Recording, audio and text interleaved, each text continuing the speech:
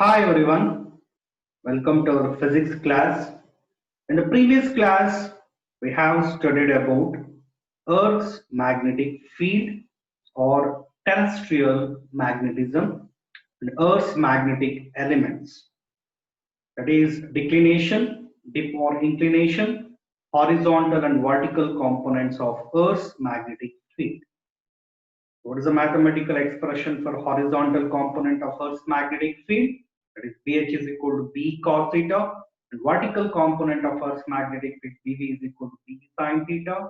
And the mathematical expression for Earth's magnetic field in terms of horizontal and vertical components of Earth's magnetic field is B is equal to root PV square plus BH square, and the mathematical expression for dip or inclination in terms of horizontal and vertical components of Earth's magnetic field, that is theta is equal to tan inverse of BV divided by BH. So this is magnetism and matter part 6. Okay, well, let's start today's class. So first here, let us discuss about oscillations of a freely suspended magnet. Oscillations of a freely suspended magnet show that the oscillations of a freely suspended magnet in a uniform magnetic field or simple harmonic, and deduce an expression for its time period.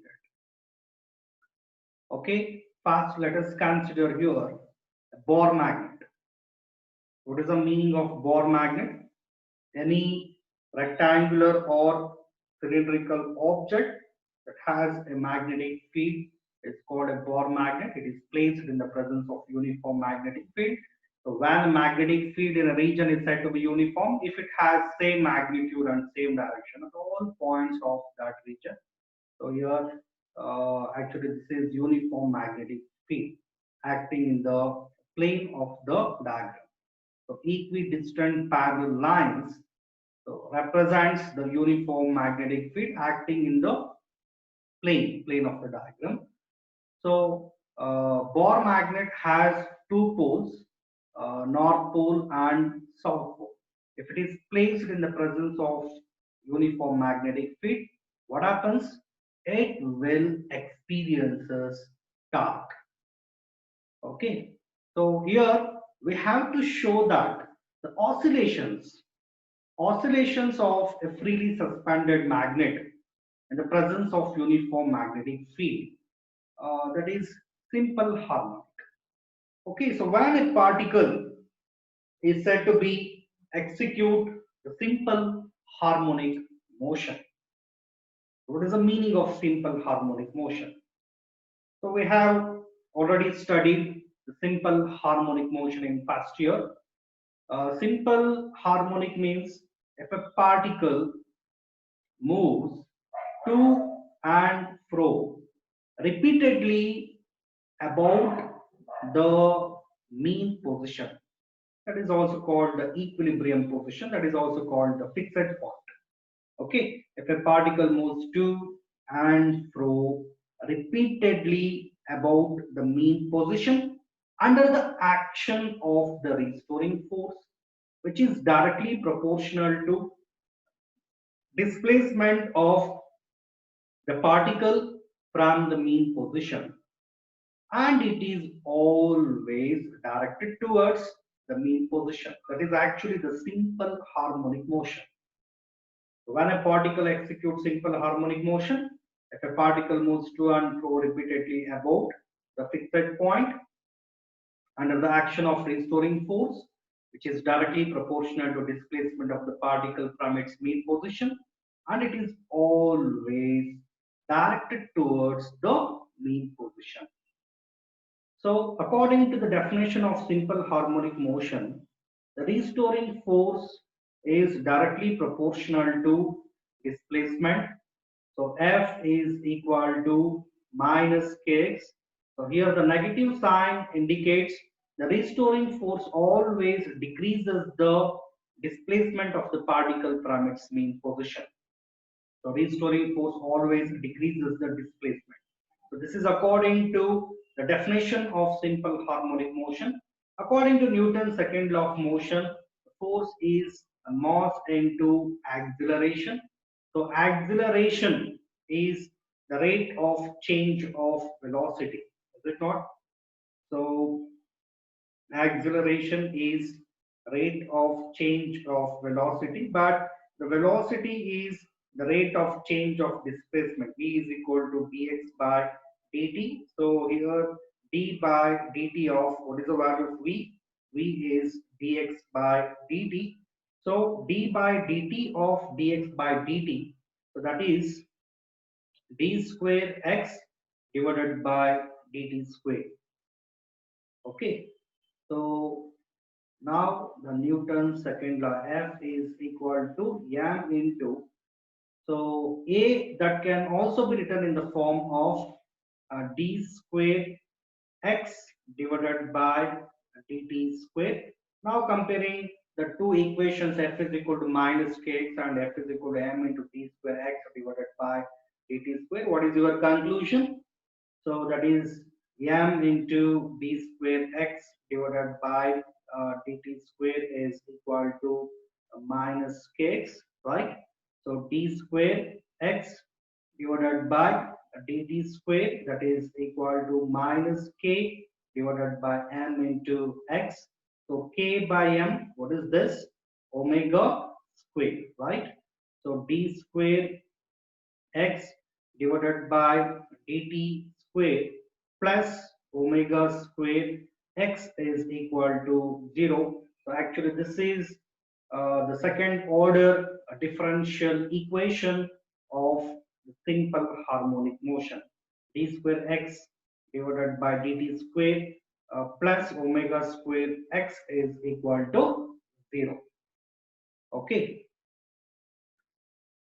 So actually here, when Bohr magnet is suspended freely in the presence of uniform magnetic field, it will experience torque. So the restoring torque on the Bohr magnet will be, so the restoring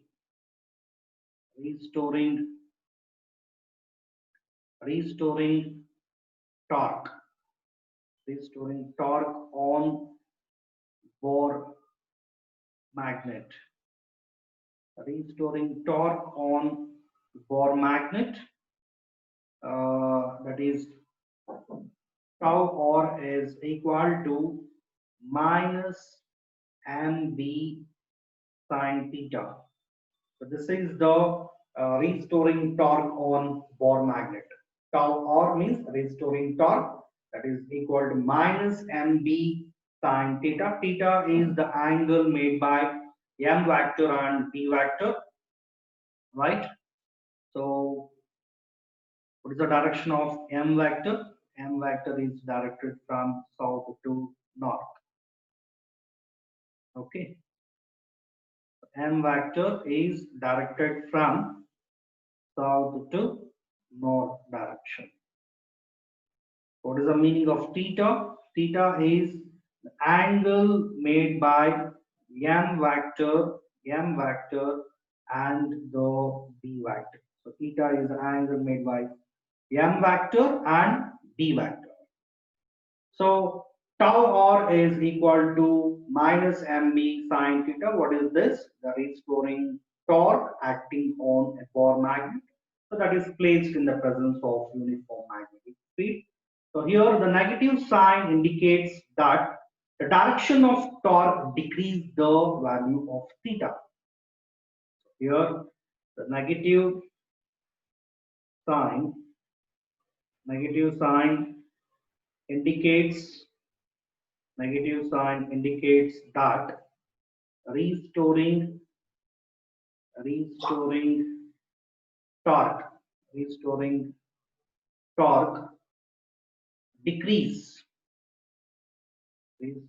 torque decrease the value of theta.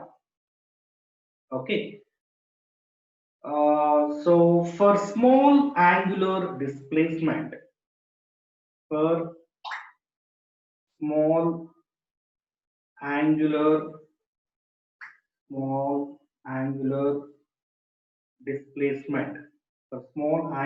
displacement, Sine theta, sine theta is approximately taken as theta. So call this as equation number 1. Now equation 1 becomes tau or is equal to minus mb theta. Call this equation number 2. Now the deflecting torque. Now the deflecting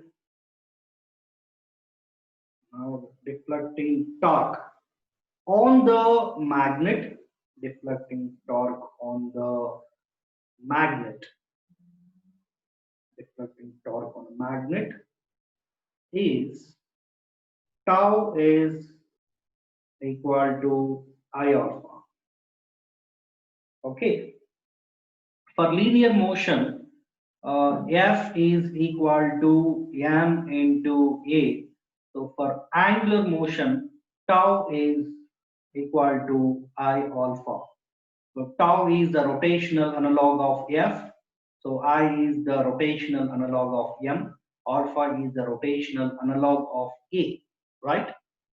So this is Newton's second law of motion for rotational motion. This is for linear motion and this is for rotational motion. So what is the meaning of I here?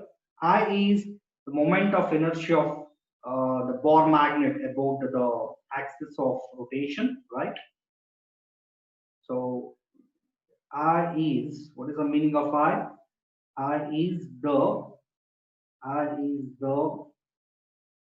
moment of inertia. I is the moment of inertia of the magnet about the axis of rotation. So, what is the unit of moment of inertia? Moment of inertia mathematical expression is I is equal to m/r square, and this is measured in terms of kg meter square. Kg meter square is the SI unit of moment of inertia. That is actually the product of mass of the particle and square of the distance of the particle from the axis of rotation. The moment of inertia is the product of mass of the particle and square of the distance of the particle from the axis of rotation. It is measured in terms of kg meter square. And alpha, that is angular acceleration. What is the meaning of angular acceleration? So angular acceleration is the rate of change of angular velocity, but the angular velocity is the rate of change of angular displacement, that is the d theta by dt. So d by dt of omega is d theta divided by dt. So d by dt of d theta by dt, that is d square theta divided by dt square. Now this equation can also be written in the form of tau is equal to I. Alpha is d square theta divided by dt square. Okay, so call this as equation number 3. Right? So in the equilibrium condition, in in the equilibrium condition, deflecting torque is equal to the restoring torque. Deflecting torque is equal to restoring torque. That means I into d square theta divided by dt square, that is equal to minus mb theta. So d square theta divided by dt square is equal to minus mb divided by I into theta. So mb divided by I. What is this? This is omega square, right? So finally we will get d square theta divided by dt square plus omega square theta, that is equal to 0. Okay. Now comparing this equation to second order differential equation of simple harmonic motion, that is a d square x divided by dt square plus omega square x is equal to 0. So both are same, right? So this clearly shows that what the oscillations of a freely suspended Bohr magnet in the presence of uniform magnetic field or simple harmonic. Okay, so this clearly shows that the oscillations of a freely suspended Bohr magnet in a uniform magnetic field or simple harmonic motion. So after that, we have to calculate the time period of oscillation of Bohr magnet in the presence of uniform magnetic field. That means the time taken by the Bohr magnet to complete one to and fro motion. That means one oscillation. Time taken by the Bohr magnet to complete one oscillation is the time period. So what is the mathematical expression for the time period of what is the mathematical expression for omega in terms of time period? So omega is 2 pi divided by t. So this is a mathematical expression for omega in terms of time period. Is it not? Actually, omega is equal to theta divided by t for one complete rotation. The angular displacement is 2 pi and the time taken is nothing but time period, that is capital T. So this is the mathematical expression for omega in terms of time period. So what is the mathematical expression for omega? Actually here omega square is mb divided by I. Okay, so omega is root mb divided by I. Omega square is mb divided by I. Omega is equal to root mb divided by I. So omega in terms of time period, that is 2 pi by t, is equal to root mb divided by I. So t is equal to 2 pi divided by root mb divided by I. So t is equal to 2 pi into root. So this is shifted to the numerator. What happens? I divided by mb. So t is equal to 2 pi into root I divided by mb. So this is the mathematical expression for the time period. So this is the mathematical expression for the time period of oscillation of a Bohr magnet in the presence of uniform magnetic field. So what about the frequency? Actually, the frequency is the reciprocal of time period. So frequency is 1 divided by 2 pi root I divided by mb.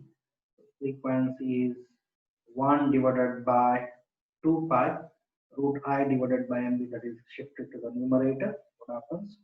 Root mb divided by I. So this is the mathematical expression for frequency of oscillation of Bohr magnet and the presence of uniform magnetic field.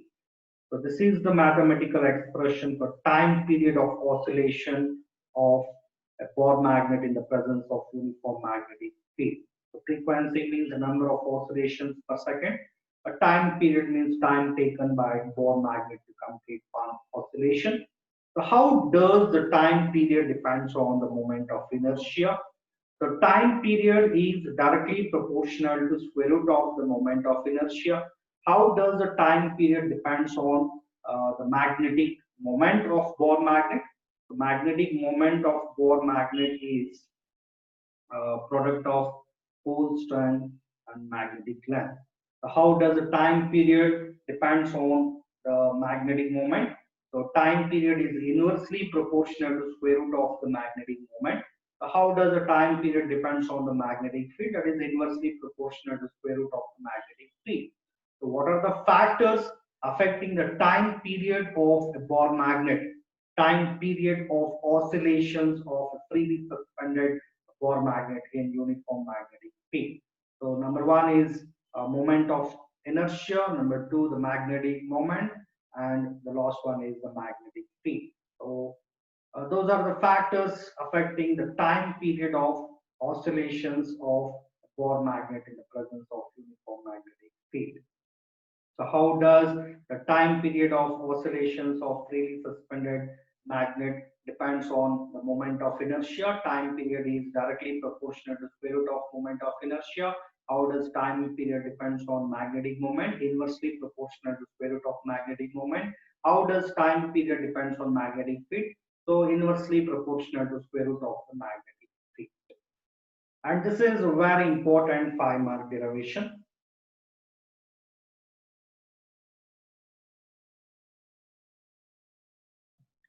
The next topic, Gauss's law in magnetism. Gauss's law in magnetism.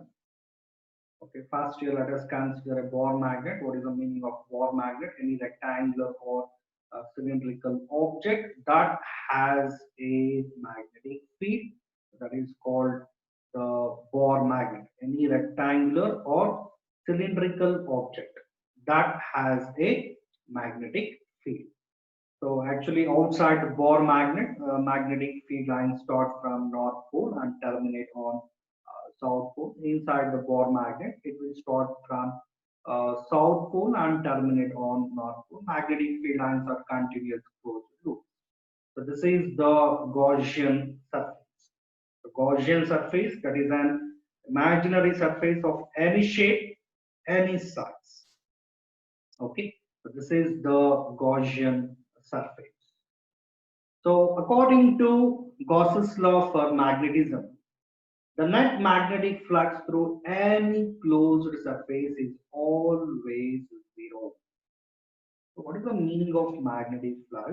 Magnetic flux means the number of magnetic field lines passing normal to the given surface, that is measured by taking the dot product of magnetic field vector and the area vector.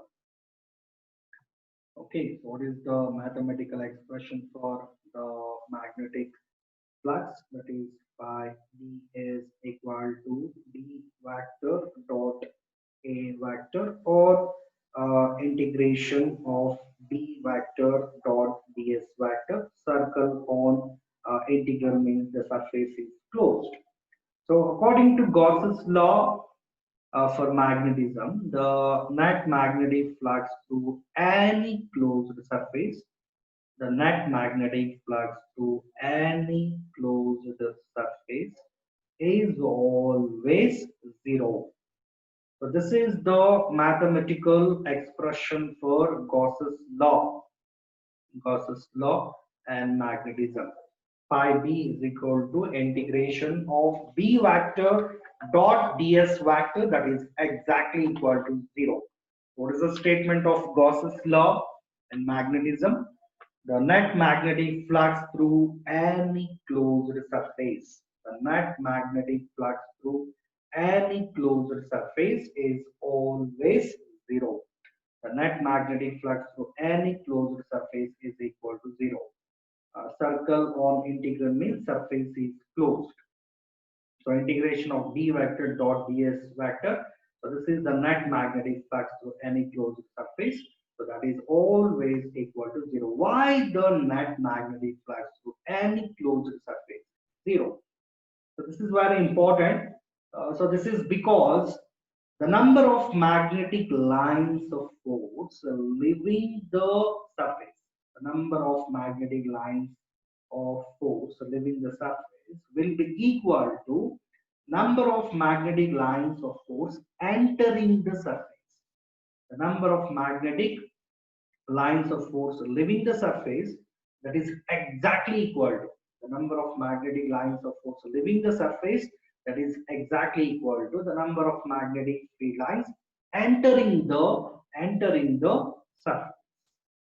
Okay, so the number of magnetic field lines leaving the surface, suppose that is taken as plus 5b, the number of magnetic field lines entering the surface, that is taken as plus 5b. So leaving the surface is minus 5b. So get cancels.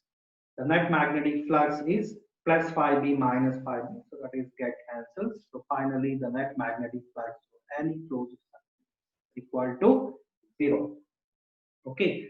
So why the net magnetic flux through any closed surface is 0?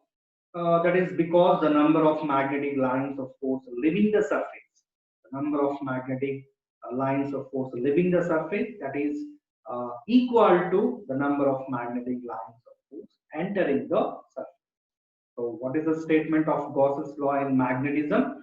The net magnetic flux through any closed surface, that is always 0. So the next topic, electrostatic analog of magnetism. Analogy between electric and magnetic dipoles. What is the meaning of electric dipole? Electric dipole means pair of equal and opposite charges separated by a small vector distance. Magnetic dipole means an arrangement of two equal and opposite magnetic poles separated by small distance. That is magnetic dipole. So here first let us consider three columns. The first column, consider the physical quantity. This is the physical quantity. This one in electrostatics. Electrostatics. This is in magnetism. Okay. So the first physical quantity, that is free space constant. Free space constant. In electrostatics, what is the expression for free space constant? That is 1 divided by 4 pi epsilon naught. This is free space constant in electrostatics. But in magnetism, that is mu naught divided by 4 pi. This is a free space constant in magnetism, right? And next one is dipole moment. Dipole moment. So in electrostatics, the dipole moment P vector is the product of magnitude of one of the charge and dipole length, that is 2a vector. It is directed from negative charge to positive charge. Okay, so this is a mathematical expression for dipole moment in electrostatics. But in magnetism, so the magnetic moment m vector is equal to the product of pole strength qm and the magnetic length 2l vector. It is directed from south pole to north pole. Okay. The next analogy, that is axial field. Axial field. So electric intensity at a point on the axial line of a short dipole. Short dipole, electric intensity at a point on the axial line, that is 1 divided by 4 pi epsilon naught. 1 divided by 4 pi epsilon naught. 2p vector divided by RQ. This is axial field in electrostatics. In magnetism, axial field is mu naught divided by 4 pi, mu naught divided by 4 pi 2 m vector divided by R cube. Okay, next one, equatorial field. Equatorial field. In electrostatics, electric intensity at a point on equatorial line in vector form is 1 divided by 4 pi epsilon naught minus p vector divided by r cube. So actually here the negative sign indicates the direction of electric intensity at a point on the equatorial line that is opposite to the direction of electric dipole moment.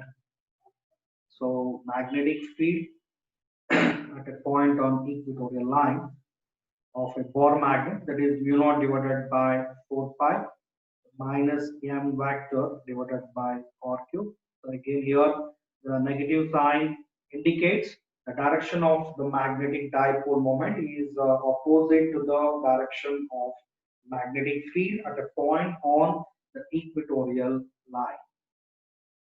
Okay.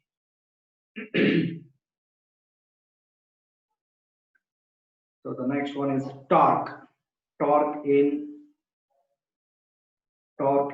external field.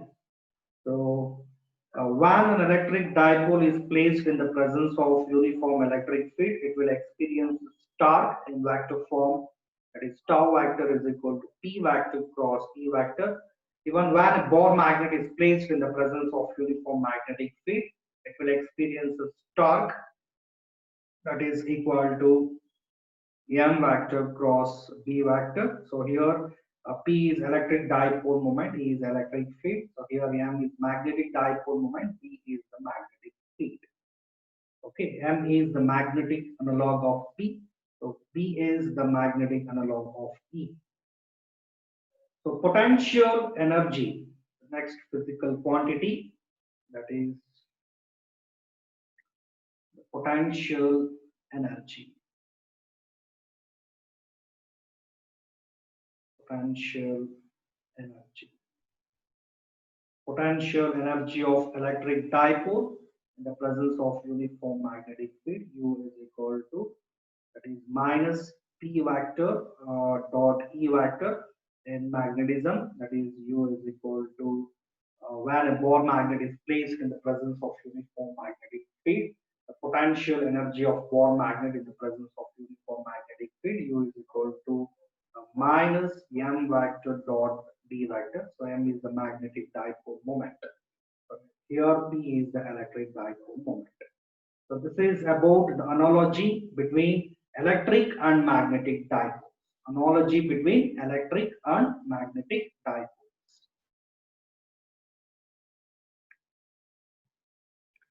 So the next topic, terms connected with magnetism. The first term is intensity of magnetization. The symbolic representation is I or M. I or M. So when a material medium is placed in a magnetic field, when a material medium is placed in a magnetic field, it gets magnetized. Actually, that process is called magnetization. Okay, so when a material, either it may be dia, para, or ferromagnetic material, if it is placed in the presence of magnetic field, what happens? The material gets magnetized. So when a diamagnetic material or a paramagnetic material or a ferromagnetic material, if it is placed in the presence of magnetic field, material gets magnetized. That process is called magnetization. or simply the magnetic moment per unit volume of the material. Magnetic moment per unit volume of the material is called intensity of magnetization or simply the magnetization. So the mathematical expression for intensity of magnetization is M is equal to, this is magnetization, it is magnetic moment per unit volume. Magnetic moment per unit volume of the material. Magnetic moment per unit volume of the material is called the intensity of magnetization. So magnetic moment is the product of pole strength and the magnetic length 12. So volume is area into the length of a ball magnet is 12. So 12 cancels. So pole strength per unit area. So that is also called the magnetization. Magnetic moment per unit volume or pole strength per unit area, that is called the magnetization. That is also called the intensity of magnetization, and this is the mathematical expression for intensity of magnetization or simply magnetization. So actually this is a vector physical quantity. So what is the SI unit? So this is very important point. The SI unit of intensity of magnetization. SI unit of intensity of magnetization is, so pole strength is measured in terms of ampere meter. So area is measured in terms of meter square. So meter cancels. So the SI unit of intensity of magnetization is ampere per meter. Ampere per meter, that is the SI unit of intensity of magnetization. So what is the meaning of intensity of magnetization? When a magnetic material is placed in the presence of magnetic field, it gets magnetized. Okay, so when a magnetic material or a material medium that is placed in the presence of magnetic field, it gets magnetized. The process is called magnetization or simply the magnetic moment per unit volume of the material or pole strength per unit area. So that is called the intensity of magnetization. So the mathematical expression is M by E or Qm divided by A. The SI unit of magnetization is ampere per meter. So the next very important term, that is magnetic intensity. The second very important term is magnetic intensity. That means the measure of ability of magnetic field to magnetize a material medium. The measure of ability, the measure of ability of magnetic field, measure of ability of magnetic field to magnetize a material medium is called the magnetic intensity. Okay, so let us consider here a current carrying solenoid. What is the meaning of solenoid? A copper wire is wound in the form of helical path. So what amount of magnetic field produces inside the air core, the current carrying solenoid. So for air core current carrying solenoid, the magnetic field inside the air core current carrying solenoid is B is equal to mu naught Ni. So actually Ni is the magnetic intensity. So this one can also be written in the form of mu naught H. Okay, so magnetic intensity, that is a ratio. Magnetic intensity is the ratio of magnetic induction B divided by mu naught.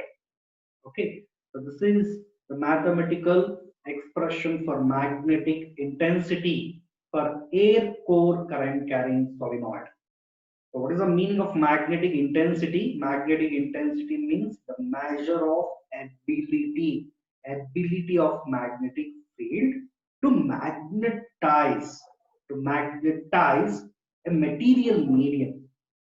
The measure of ability of magnetic field to magnetize a material medium is called the magnetic intensity. So it is the ratio of magnetic induction to the magnetic permeability. So this is the mathematical expression for magnetic intensity for free space. For a medium, for a material medium, for a material medium, it means an iron rod is introduced inside the core of a current carrying solenoid. So then what is the magnetic field inside the solenoid? That is B is equal to mu and I. Mu is magnetic permeability of the material medium. So this can be written in the form of mu H. So here H is B divided by mu, the ratio of magnetic induction to the magnetic permeability of material medium. So this is a mathematical expression for magnetic intensity for a material medium. So this is a mathematical expression for magnetic intensity for air core current carrying solenoid. So what is the meaning of magnetic intensity? Magnetic intensity means the measure of ability of a magnetic field, measure of ability of magnetic field to magnetize a material medium. The measure of ability of magnetic field to magnetize a material medium is called magnetic intensity. So it is the ratio of, simply it is the ratio of magnetic induction to the magnetic permeability. What is the meaning of magnetic intensity? So very simply, it is a ratio of magnetic induction to the magnetic permeability. So that is the definition of magnetic intensity, and it is measured. So this is also equal to N into I. N means number of turns per unit length, that is uh, per meter, and current is measured in terms of ampere. So the SI unit of magnetic intensity is ampere per meter. The SI unit of intensity of magnetization is ampere per meter. Even the SI unit of magnetic intensity is also ampere per meter. So this is also the vector physical quantity. So the next very important term, that is the magnetic induction. So what is the meaning of magnetic induction? So the magnetic induction means magnetic flux per unit area. So flux is magnetic field into area, right? So magnetic field is magnetic induction, or magnetic field is the ratio of magnetic flux to area, right? The magnetic flux per unit area is called magnetic induction. And this is measured in terms of, flux is measured in terms of Weber, area is measured in terms of meter square. Weber per meter square or Tesla is the SI unit of the magnetic induction. So the next term is the relation between B and H. This is very simple. What is the relation between B and H? So B is per air core current carrying solenoid. The relation is B is equal to mu naught H. And for a material medium, medium, so what is the relation connecting between for a material medium? What is the relation connecting between B and H? B is equal to mu H. So magnetic field strength is directly proportional to the magnetic intensity. Okay. Actually, the graph of B versus H gives a straight line passing through the origin for para and diamagnetic substances. For paramagnetic and diamagnetic substances, the pH graph is a straight line. Okay, so this is the relation connecting between B and H. So the next term that is magnetic permeability. Magnetic permeability. Permeability means the ability of a substance to allow the magnetic field lines to pass through it. Ability of a substance to allow the magnetic field lines. What is the meaning of permeability? Magnetic permeability means ability of a substance to allow magnetic field lines to pass through it. That is the meaning of magnetic permeability. Okay, so or simply based on this relation, B is equal to mu H, mu is equal to P divided by H. The ratio of magnetic induction to the magnetic intensity is called the magnetic permeability. Okay, so what is the meaning of magnetic permeability? Magnetic permeability means ability of a substance, to allow the magnetic field lines to pass through it. Okay, so what is the unit? So actually, magnetic field is measured in terms of Tesla. So magnetic intensity is measured in terms of ampere per meter. So this is Tesla meter per ampere. Tesla meter per ampere. So that is the SI unit of magnetic permeability. Okay. So for vacuum, actually next term is the relative magnetic permeability. The next one is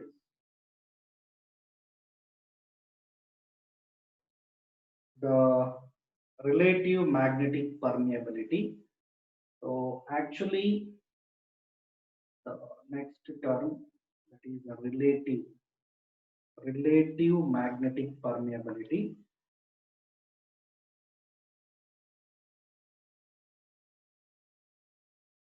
Relative magnetic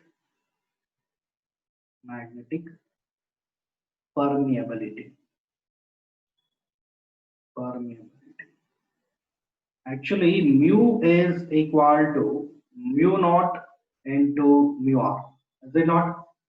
So this is a relation connecting between mu naught and mu r. Okay, mu is equal to mu naught into mu r. Okay, relative magnetic permeability is the ratio of magnetic permeability of the medium. The ratio of magnetic permeability of the medium to the magnetic permeability of free space. So this is very important term. What is the meaning of relative magnetic permeability? So relative magnetic permeability is the ratio of absolute magnetic permeability of the medium to the absolute magnetic permeability of free space. So for vacuum, the value of relative magnetic permeability is 1. Okay, and for air medium, the value of mu r is 1.000004. Okay, so this is the value of relative magnetic permeability for air medium. So for iron, and this is very important for CET, for iron, so mu r is more than 1000. Okay, so the next term is magnetic susceptibility. So the symbolic representation is chi. So what is the meaning of magnetic susceptibility? Magnetic susceptibility is the ratio of magnetization to the magnetic intensity. It has no unit because The magnetization is measured in terms of ampere per meter. Even the magnetic intensity is also measured in terms of ampere per meter. So ampere per meter get cancelled. So magnetic susceptibility doesn't have any unit. Okay, it is just a number. Magnetic susceptibility has no unit, no dimensional formula. It is just a number.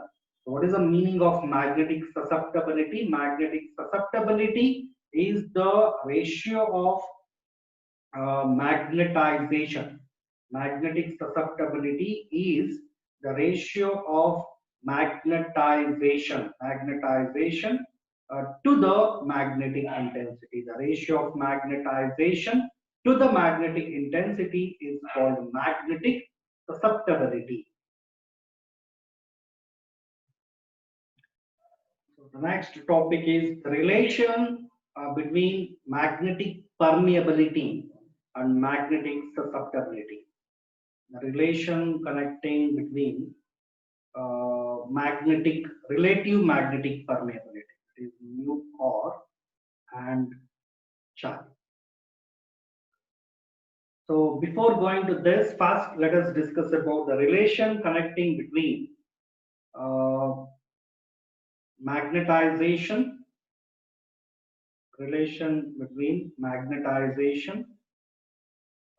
and then magnetization, magnetic induction, and the magnetic intensity. So first here, let us consider a current carrying solenoid. After that, an iron rod is introduced inside the core of a current carrying solenoid. So what is the resultant magnetic field inside the current carrying solenoid? So that is very, very important. Okay, so when an iron rod is introduced inside the core of a current carrying solenoid, okay, the net magnetic field, resultant magnetic field, that is actually two parts.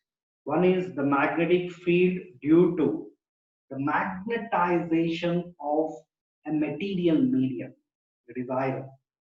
Okay, one is due to magnetic field due to magnetization of a substance, and another one is the magnetic field due to current in the solenoid. So actually, this is the resultant magnetic field inside the core of solenoid. Okay, so Bm, what is the meaning of Bm?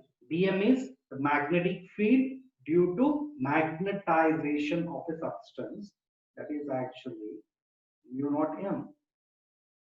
Okay, Bh is magnetic field due to current, that is mu naught H. Okay, so here mu naught is taken as common, so N plus H. So this is a relation connecting, this is very important relation. So this is the relation connecting between what?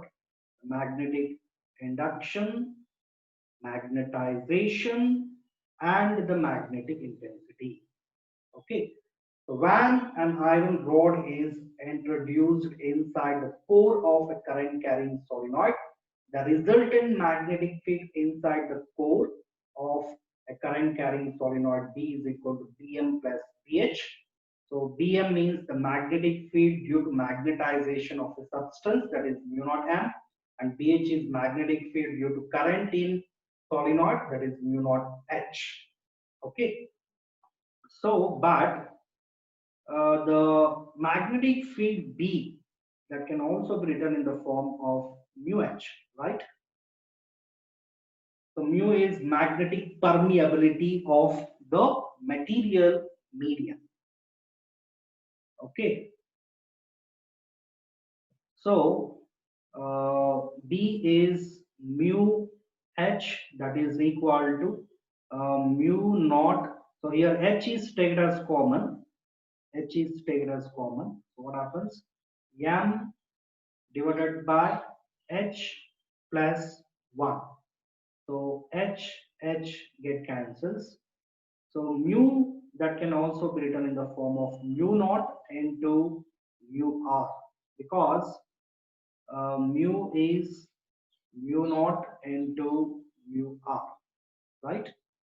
So mu naught mu r, that is equal to mu naught of m divided by h plus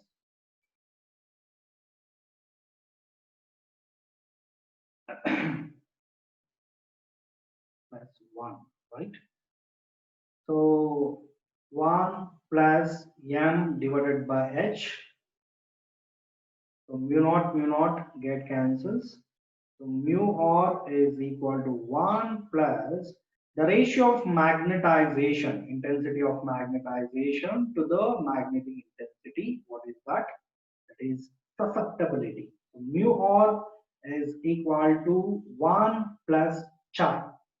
Mu r is equal to 1 plus chi. So this is the relation connecting between relative magnetic permeability and magnetic susceptibility. So this is also the very important mathematical expression. Mu r is equal to 1 plus chi. Mu r is equal to 1 plus chi.